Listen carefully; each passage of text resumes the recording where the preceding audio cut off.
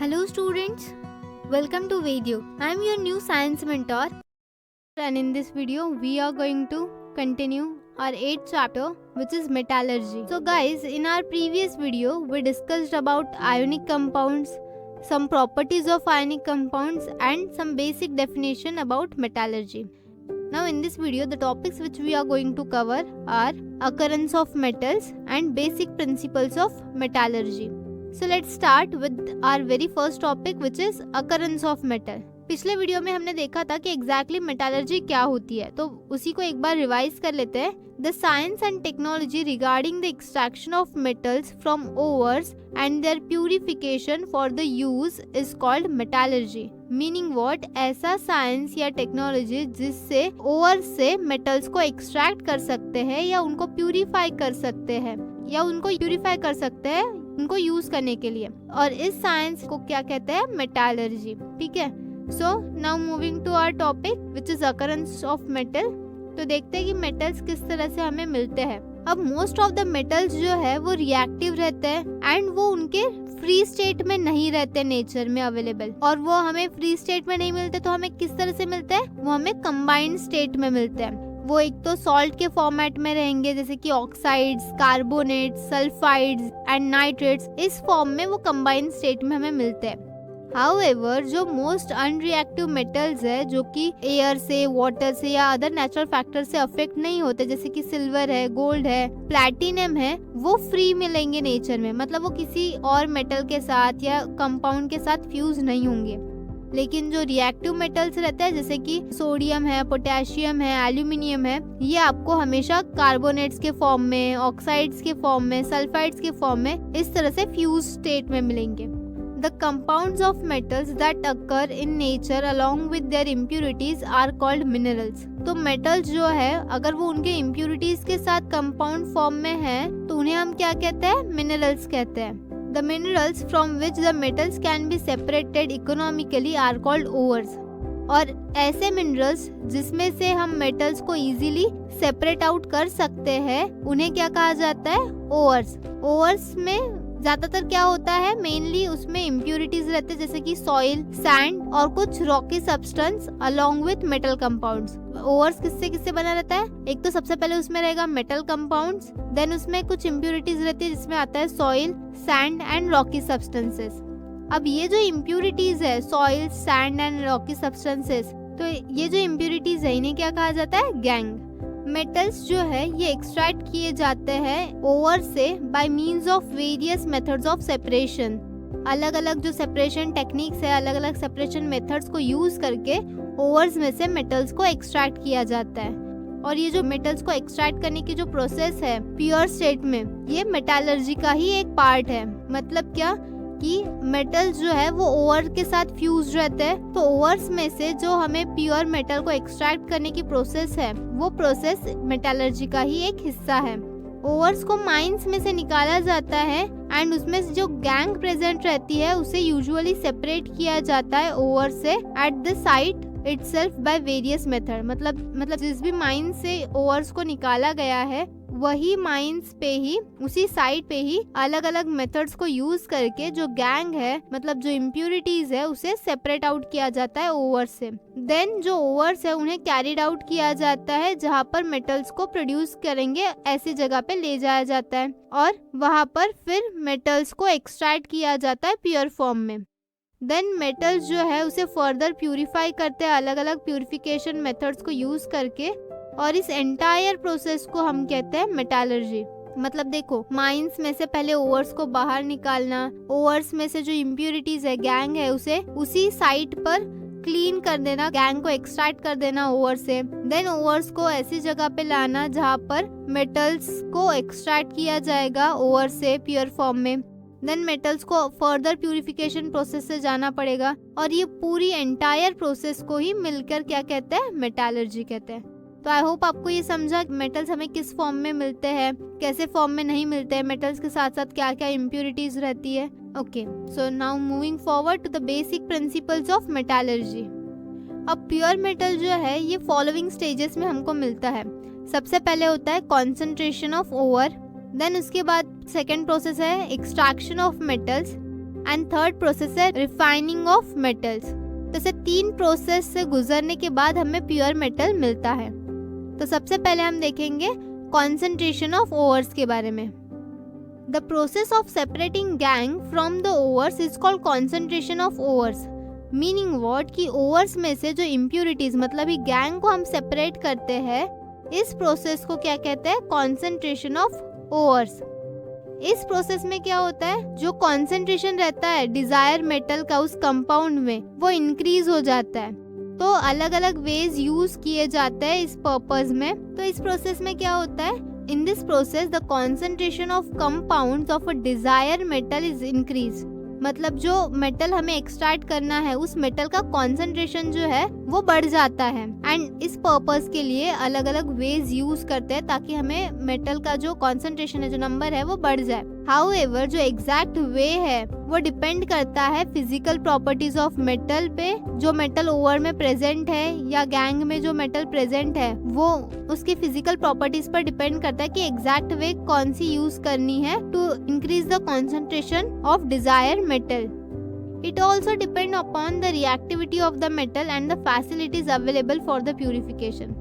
साथ ही साथ ये और किस पे डिपेंड है कि मेटल रिएक्टिव है या नहीं है, हाईली रिएक्टिव है, लेस रिएक्टिव है। तो रिएक्टिविटी पे डिपेंड है मेटल के, और साथ ही साथ जो फैसिलिटीज उस टाइम पे अवेलेबल रहेंगी प्यूरिफिकेशन के, उस पर भी डिपेंड है। देन वेरियस फैक्टर्स जो है वो रिस्पॉन्सिबल है, जैसे कि एनवायरमेंटल पोल्यूशन, वो भी कंसिडर किया जाता है। And some general methods, environmental pollution वो भी कंसिडर किया जाता है while doing the concentration of ores. So ये सारी चीजें हैं जो देखनी पड़ती है, ये सारी चीजें फैक्टर्स जो है ये देखने पड़ते हैं। And then after only concentration of ores ये प्रोसेस कंप्लीट होती है।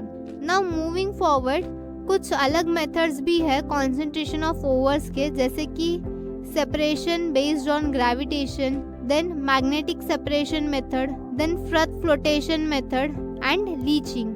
ऐसे कुछ 4 टेक्निक्स है जिससे हम ओवर्स को प्यूरिफाई कर सकते हैं, गैंग से सेपरेट आउट कर सकते हैं। तो सबसे पहले देखते हैं सेपरेशन बेस्ड ऑन ग्रेविटेशन। तो ग्रेविटेशन के बेसिस पे सेपरेशन किस तरह से होता है वो देखते हैं। So gravitational method separates heavy overs particularly from light gang particles. तो ग्रेविटेशनल मेथड्स जो है इसमें क्या होता है, जो हेवी ओवर्स है उन्हें पहले सेपरेट आउट करते हैं लाइट गैंग पार्टिकल्स से। जो ग्रेविटेशन पे बेस्ड सेपरेशन है उसमें 2 प्रोसेस इंक्लूड है। पहला है विल्फ्लेटेबल मेथड एंड दूसरा है हाइड्रोलिक सेपरेशन मेथड। तो सबसे पहले हम पढ़ेंगे विल्फ्लेटेबल मेथड क्या है वो। सो इस टाइप के सेपरेशन मेथड में क्या होता है, विल्फ्लेटेबल जो कि एक डिवाइस जैसे है वो बनाया जाता है by fixing narrow and thin wooden riffles on inclined surface. तो कुछ narrow and thin wooden riffles को एक स्लोप सरफेस पे रखकर बनाया जाता है एंड वो जो टेबल है वो कंटिन्यूअसली वाइब्रेट होता रहता है। देन पाउडर्ड ओवर जो है वो ऑब्टेन किया जाता है from the lumps of the ores using ball mills is poured on the table and a stream of water is also release from the upper side.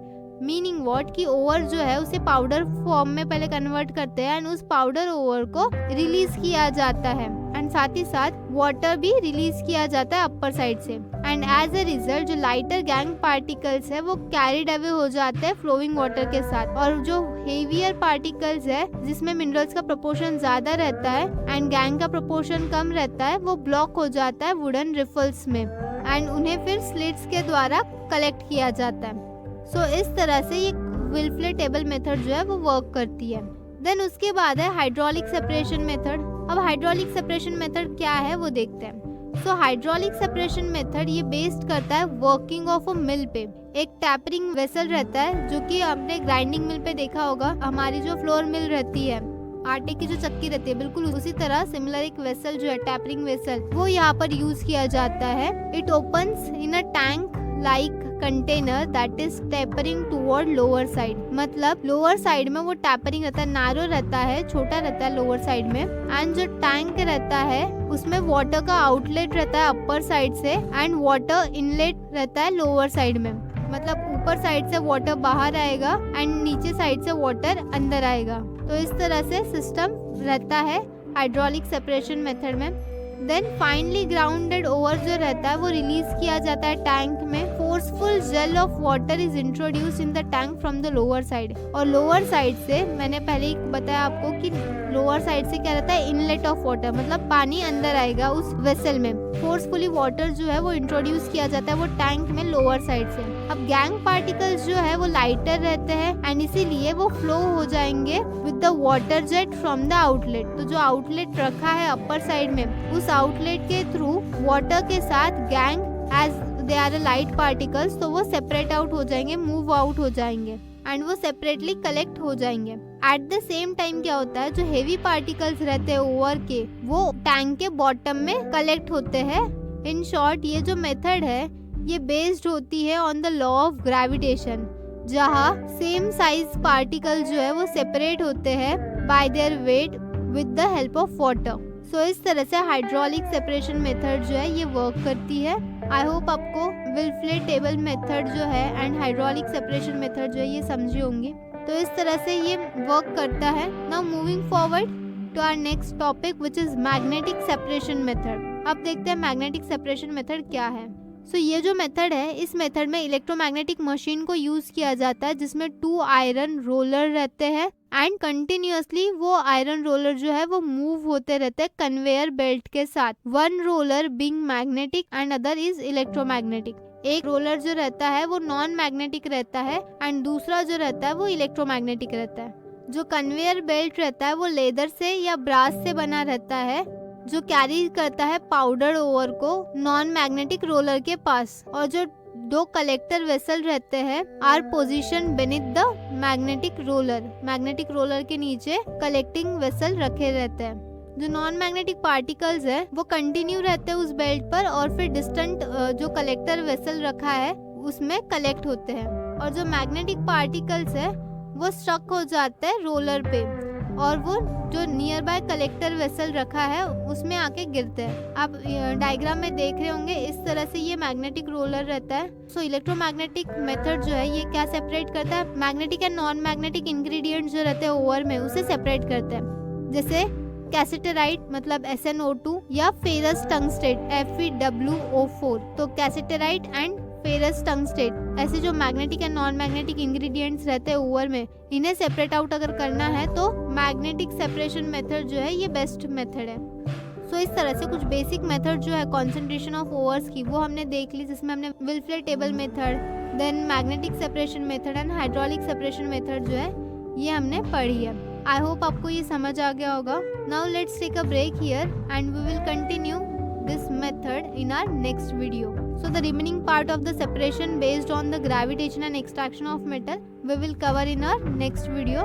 So let's take a break here and we will meet in our next video. Till then, keep watching and keep learning guys. Bye bye.